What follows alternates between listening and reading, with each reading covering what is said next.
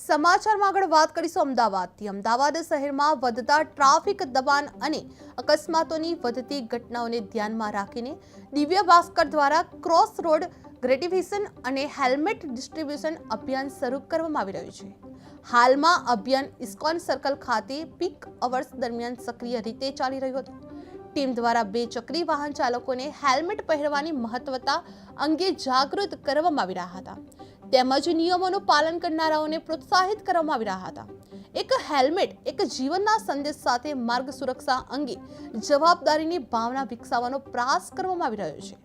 નાગરિકો તરફથી સકારાત્મક પ્રતિસાદ મળતા શહેરના અન્ય વિસ્તારોમાં પણ આ અભિયાન વિસ્તૃત કરવાની તૈયારી દર્શાવવામાં આવી રહી છે। અમદાવાદમાં હેલ્મેટ જાગૃતિ અભિયાન શરૂ કરવામાં આવ્યું હતું। ઇસ્કોન સર્કલ પર પિકઅપ અવર્સ કામગીરીનું કરવામાં આવ્યું હતું। નિયમ પાલન કરનારાઓને અભિનંદન પાઠવવામાં આવ્યા હતા। એક હેલ્મેટ એક જીવન સંદેશ પાઠવવામાં આવ્યો હતો। નાગરિકોમાં સારો પ્રતિસાદ મળ્યો હતો।